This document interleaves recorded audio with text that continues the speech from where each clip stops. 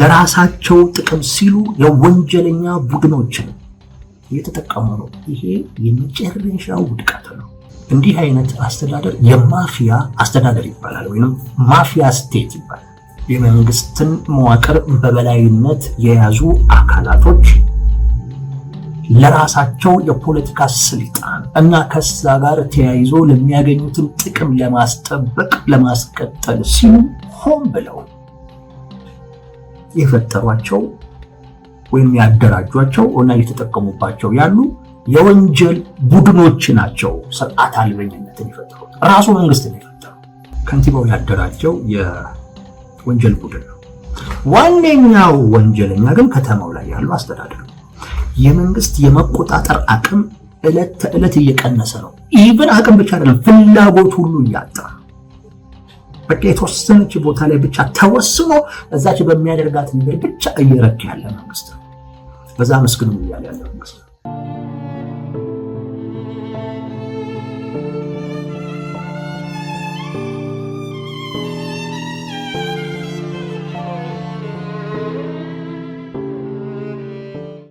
ነገሩ እንዲህ ነው።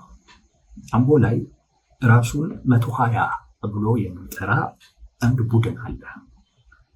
ይሄ ቡድን ካሳዬ ቀነኒሳ በሚባል ልጅ የሚመራ ነው፣ ወይንም ወጣት የሚመራ ነው።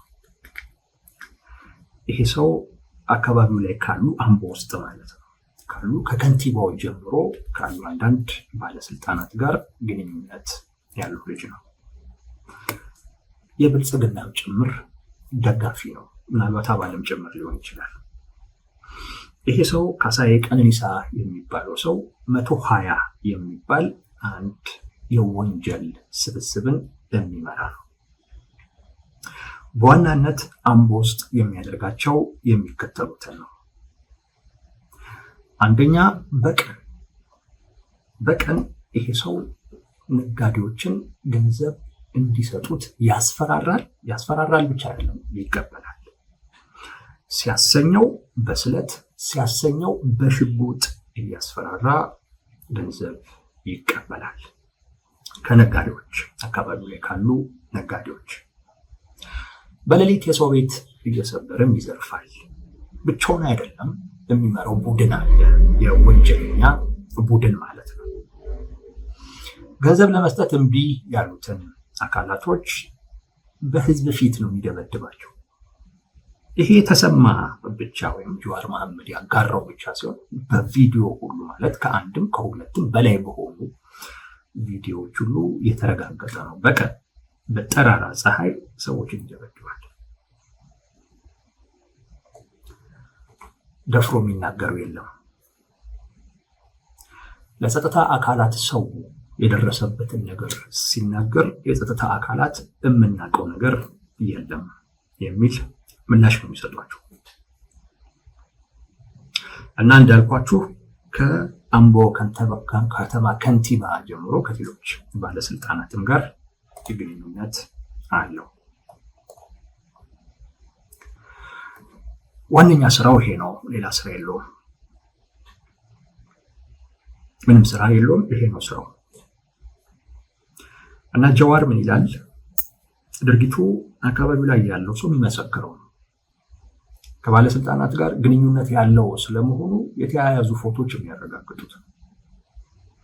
ሰው በጠራራ ፀሐይ መደብደቡ ወይም ድርጊቱን የወንጀል ድርጊቱ በሚመለከት በቪዲዮ ነው የሚቀርጸው። ራሳቸው ነው የሚቀርጹት፣ የቡድኑ አባላት ማለት ነው። ሲደበድብ ይቀርጻሉ ራሳቸው እና ይተላለፋል ሰው።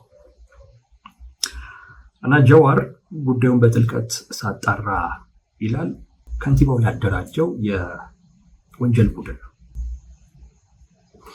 እና ዋነኛ ዓላማውም የአመራሩን ስም የሚያጠፉ አካላቶች ላይ እርምጃ እንዲወስድ ነው።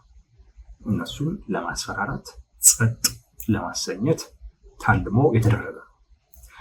ፈርተው ካልቆሙ፣ ጸጥ ማለት ካልቻሉ ድብደባ ይፈጸምባቸዋል፣ ዝርፊያ ይፈጸምባቸዋል። ጀዋር ይህንን መረጃ ሲያጋራ ዝም ብሎ አይደለም። እንዳልኳችሁ ተቋሚ ነው። በተለይ አሁን ላይ ያሉትን ጠቅላይ ሚኒስትር በጣም ጫፍ ይዞ የሚቃወም አካል ነው። ሰው ጀዋር ያጋራውን መረጃ ዝም ብሎ ተቀብሎ እውነት ነው ማለት አስቸጋሪ ቢሆንም ግን እንዳልኳችሁ መረጃው በቪዲዮም በፎቶም ጭምር የተረጋገጠ ነው። አካባቢው ላይ የምታውቁት ሰው ካለ ብትደውሉ የሚታወቅ ድርጊት ነው። ጀዋር ይዛው ምንም አዲስ ነገር የለው። ከራሱ ከኪሱ መጅረጥ አድርጎ ያወጣው ወይም የወረወረልን አይነት መረጃ አይደለም። ስለዚህ እንኳን ውሸት ነው ለማለት መረጃውን ለመጠራጠር እና ጥርጣሬ ውስጥም ለመክተት መፈናፈኛ የሚሰጥ ሆኖ አይገኝም እላችሁ ፈልጌ ነው። አምቦ ውስጥ ይሄ ድርጊት አለ። አምቦ ውስጥ ይሄ ድርጊት አለ። በእኛ ይሄንን ነው የተፈጠረው የማፊያ አስተዳደር እያለን ያለ ነው። የተፈጠረው የማፊያ አስተዳደር እየተደረገ ያለው ጉዳይ አንድ የማፊያ አስተዳደር ከሚያደርጋቸው ድርጊቶች ጋር ተመሳሳይ ይሆናል። ተመሳሳይ የሆኑ ጉዳዮች ናቸው። ተመልከቱ። ስርዓት አልበኝነት አለ አምቦ ውስጥ። በነገራችን ላይ አምቦ ምሳሌ ሆነ እንጂ ሌላም ቦታ ቢፈተሽ ተመሳሳይ አይነት ነገሮች አይኖሩም ተብሎ አይገመትም። ስርዓት አልበኝነት እየነገሰ ነው። ይሄ ስርዓት አልበኝነት ተቋማት ስለተዳከሙ የተፈጠረ፣ አጠቃላይ በሀገሪቱ ውስጥ የፖለቲካ አለመረጋጋት ስላለ የተፈጠረ፣ ተጠያቂነት በመጥፋቱ ምክንያት የተፈጠረ አይደለም። ስርዓት አልበኝነት የሚፈጠርባቸው ብዙ መንገዶች አሉ፣ አሁን የጠቀስኳቸውን ጨምሮ ማለት ነው። ስርዓትነት ስለበዛ፣ የኢኮኖሚ መውደቅ ስላለ፣ በዛ ምክንያት በሂደት የተፈጠረ ስርዓት አልበኝነት አይደለም የተፈጠረ ያለው። ዓላማ ኖሮት ታስቦበት የመንግስትን መዋቅር በበላይነት የያዙ አካላቶች ለራሳቸው የፖለቲካ ስልጣን እና ከዛ ጋር ተያይዞ ለሚያገኙትን ጥቅም ለማስጠበቅ ለማስቀጠል ሲሉ ሆን ብለው የፈጠሯቸው ወይም ያደራጇቸው እና የተጠቀሙባቸው ያሉ የወንጀል ቡድኖች ናቸው። ስርዓት አልበኝነትን የፈጠሩት ራሱ መንግስት ነው የፈጠረው። የመንግስት መዋቅር ውስጥ ያሉ ባለስልጣናት ናቸው የፈጠሩት።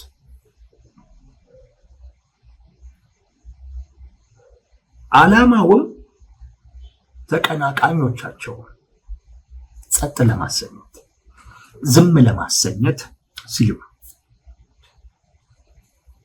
በመንግስት የተፈጠረ ስርዓት አልበኝነት ነው እና ተቀናቃኛቸውን ዝም ለማሰኘት ከዛም ውጪ ህዝቡን በፍርሃት ውስጥ ለማኖር ሲባል የተፈጠረ የወንጀል ቡድን፣ ህዝቡን በፍርሃት ውስጥ ለማኖር። ለዛ ነው በቪዲዮ እየቀረጹ የሚያስተላልፉት። ከመንግስት ጋር ከባለስልጣናት ጋር ግንኙነት አላቸው፣ ከጸጥታ መዋቅሩ ጋር ግንኙነት አላቸው፣ ወይም ከዛ በላይ የሆነ አቅም አላቸው። በፍትህ ሂደት ውስጥ አልፎ ተጠያቂ አይሆኑ። እንዲህ አይነት አስተዳደር የማፊያ አስተዳደር ይባላል፣ ወይም ማፊያ ስቴት ይባላል። ሜክሲኮ ውስጥ ነበር፣ ሃይቲ ውስጥ ነበር እንዲህ አይነት አስተዳደር። እነዚህ ሀገራቶች ላይ የፈጠረው ቀውስ አይደለም። በነገራችን ላይ ሀገር እስከ መበተን የሚደርስ አይነት ችግር ነው ይዞ የሚመጣው። አደገኛ ነው፣ አሳሳቢ ነው፣ በጣም የሚያስጨንቅ ጉዳይ ነው እምላችሁ። ለዛ ነው በጣም አሳሳቢ የሆነ ጉዳይ ነው፣ በጣም አስፈሪ የሆነ ጉዳይ ነው። የማፊያ አስተዳደር ማለት ሌላ ምንም ማለት ሳይሆን በመንግስት ባለስልጣናትና በወንጀለኞች መካከል ያለው መስመር ሲጠፋ ማለት ነው። የመንግስት ባለስልጣናቶች አሉ። የመንግስት ባለስልጣናት በህግ ነው የሚመራው። የመንግስት ባለስልጣናት ተቋማትን የማጠናከር ግዴታ አለባቸው። የመንግስት ባለስልጣናት ተጠያቂነትን የማስፈን ግዴታ አለባቸው። የመንግስት ባለስልጣናት ለህዝብ የመስራት ግዴታ አለባቸው። ወንጀለኛ ይሄ የለበት። በአንድ የመንግስት ባለስልጣንና በአንድ ወንጀለኛ መካከል ያለው ልዩነት ሲጠፋ እሱ የማፊያ አስተዳደር ይባላል። በሌላ አገላለጽ ራሱ መንግስት ዋነኛ ወንጀለኛ ሲሆን ማለት። አሁን እዚህ ስሙን የጠቀስኩላችሁ ልጅ ወንጀለኛ ነው። ዋነኛው ወንጀለኛ ግን ከተማው ላይ ያለው አስተዳደር፣ ልጁና በልጁ ስር ያለውን ስብስብ የሚጠቀምበት ባለስልጣን ማለት።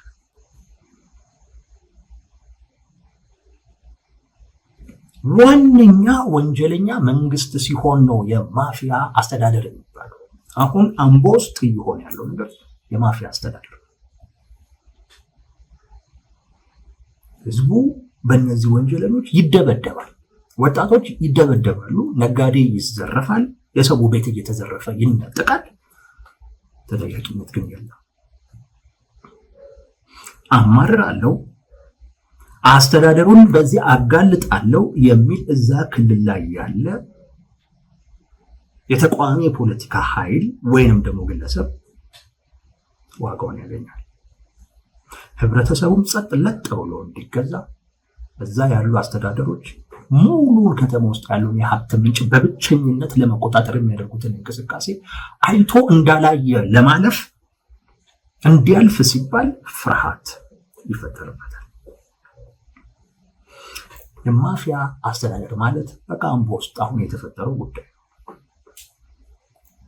አምቦ ውስጥ የተፈጠረው ጉዳይ ነው። ቀላል ነው ሂደቱ እንዴት እንደሚሆን። ከተማው ላይ ያሉ አስተዳደሮች በዋናነት የጸጥታ ተቋማትን በራሳቸው ታማኝ በሆኑ ሰዎች እንዲቆጣጠሩ ያደርጓቸው። ለነሱ ታማኝ በሆኑ የጸጥታ የክትትሉን ጉዳይ ምናምን የምርመራውን ጉዳይ በእነሱ ሰዎች ታማኝ በሆኑ ሰዎች ቁጥጥር ውስጥ እንዲሆን ያደርጋሉ። ከዛ ወንጀለኛ ቡድኖችን ይፈጥራሉ።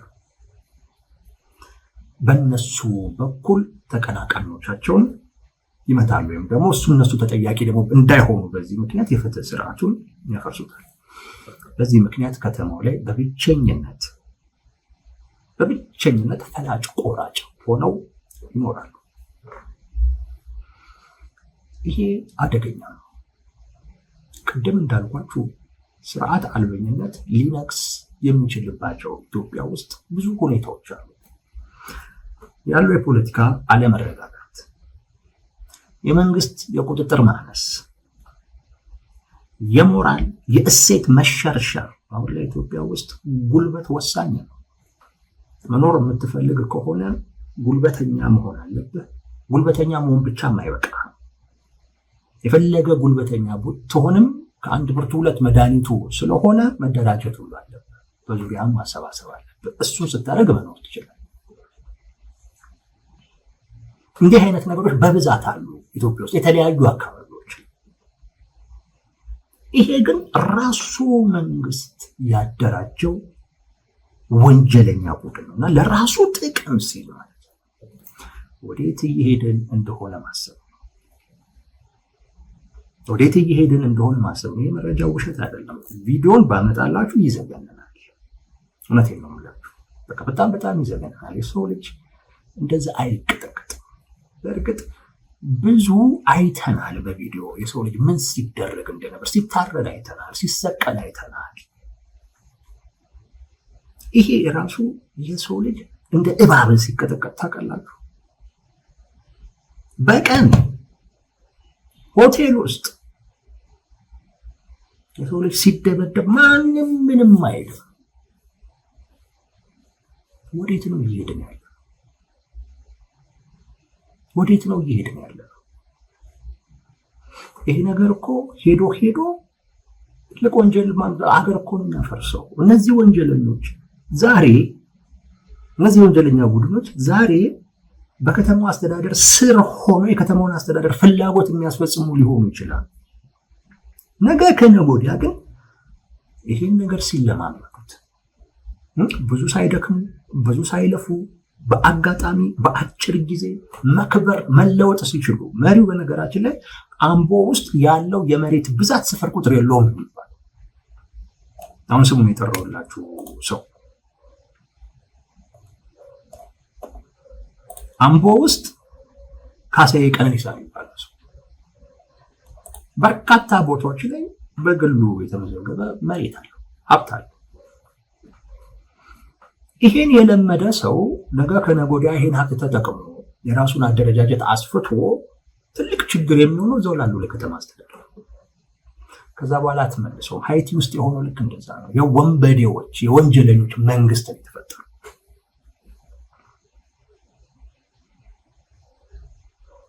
ኢትዮጵያ ወደዛ እየሄደች አንዳንድ አካባቢዎች ወደዛ እየሄዱ ለራሳቸው ጥቅም ሲሉ የወንጀለኛ ቡድኖችን እየተጠቀሙ ነው። ይሄ የመጨረሻው ውድቀት ነው። የመጨረሻው ውድቀት። ጀዋር መሐመድ ጋር ቪዲዮ አለ፣ ሂዱና እዩት። የሰው ልጅ በአንድ ግለሰብ እንዴት እንደሚቀጠቀጥ እና ይቀርጹታል እና ለሰው ያስተላልፋሉ። ለምን መሰላችሁ? የማፊያ አስተዳደር ሰርቫይቭ የሚያደርገው መሰረቱ ፍርሃት ላይ ነው። ሰው መፍራት አለበት። ፈርቶ ጸጥ ለጥ ብሎ መገዛት መቻል አለበት። ያ እንዲሆን ፍርሃት ነው የሚረጨው በሰው ውስጥ። ሰው እየቀረጹ የሚለቁበት ዋነኛው ምክንያት ማህበራዊ የሆነ ፍርሃት ለመፍጠር ነው። እዛ ላይ ነው የማፊያ አስተዳደር ሰርቫይቭ የሚያደርገው።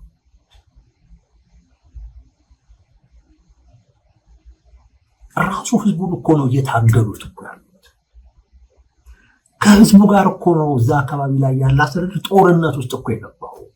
ጦርነት እኮ ነው፣ የስነ ልቦናዊ ጦርነት ነው። እየቀረጹ መልቀቅ ህዝቡን ፍርሃት ውስጥ ለመክተት ተገዢ ለማድረግ የተከፈተ ጦርነት እኮ።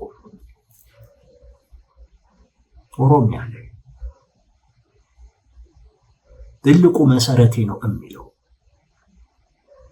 ብልጽግና፣ የእናንተ መንግስት ነኝ የሚላቸው ብልጽግና አምቦን ሁላችሁም ታውቁታል።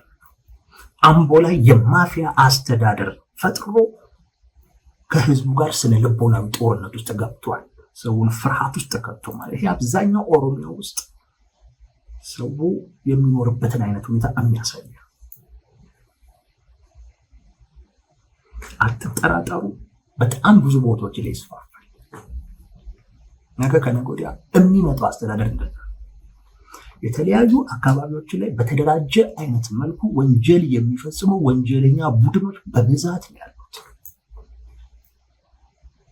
በብዛት የመንግስት የመቆጣጠር አቅም እለት ተዕለት እየቀነሰ ነው። ኢቭን አቅም ብቻ አይደለም፣ ፍላጎት ሁሉ እያጣ በቃ የተወሰነች ቦታ ላይ ብቻ ተወስኖ እዛች በሚያደርጋት ነገር ብቻ እየረካ ያለ መንግስት ነው። በዛ መስግኑ እያለ ያለ መንግስት ነው። ህዝቡ ግን እንደዚህ አይነት የማፊያ አይነት ባህሪ ባላቸው አስተዳደሮች ወንጀለኛ ቡድን አደራጅተው ህዝቡን ፍርሃት ውስጥ ከተው የህዝቡን ሀብት በብቸኝነት መቆጣጠር የሚፈልጉ ጥቂት ግለሰቦች እየተሰቃየ ይኖራል። ይሄንን የሚያይ አካል አይማርም። ይሄንን የሚያይ አካል ራሱን በቴክኖሎጂ አያሳድግም። እንደዚህ አይነት ኦፖርቹኒቲ እንዳለ የሚያውቅ ትውልድ ይህንኑ ለማስቀጠል ነው የሚጠቅመው። እንዳልኳችሁ ወደዳችሁም ጠላችሁም አሁን ላይ ጉልበተኛ መሆን እና በቡድንም ተደራጅቶ መሆን ሰርቫይቭ ለማድረግ ይጠቅማል። እንደዛ ብለህ የጀመርከው መሰባሰብ ነገ ከነገ ወዲያ ደንበኛ ማፊያም ሊያደርግ ይችላል። አሁን ላይ ፈለግከው አልፈለግከው ሰርቫይቭ ለማድረግ ለመኖር መንግስት የህይወት ዋስትና አይሰጥህም። ለመኖር ከፈለክ ጥቃት እየተፈጸመበት ያለው የህብረተሰብ ክፍል እየተፈጸመበት ያለበት ምክንያት የሚያመሳስለው የህብረተሰብ ክፍል ራሱን አሰባስቦ ተደራጅቶ አቅም ኃይል ፈጥሮ ቢያንስ መከላከል ግዴታው ነው። እንደዛ ነው የተፈጠረ ያለው እና 120 130 140 ያልክ እርስ በርስ ብትጫረስ እንዲህ አይነት ሀገር ነው የተፈጠረ ያለው ዳኞች ይሄ አይነት ጉዳይ ተገቢው ትኩረት ካልተሰጠው ለሁላችንም አደጋ፣ ሀገር ይፈርሳል። ተከባጭሩ ሀገር ነው የሚፈርሰው። ጉልበት ባህል ይሆናል። ጉልበት ቅቡል ይሆናል። ህግ ያለ አይኖርም፣ ስርዓት አይኖርም። በየአካባቢው ጉልበተኛ ነኝ የሚል አካል እየተነሳ ህዝቡን እየበደለ እንደፈለገ እየረገጠ ይኖራል። አምቦ ውስጥ ይሄ ተጀምሯል። በእርግጠኝነት ሌሎች ቦታዎች ላይ ይቀጥላል። ይሄ ነው እየተፈጠረ ያለው ሀገር።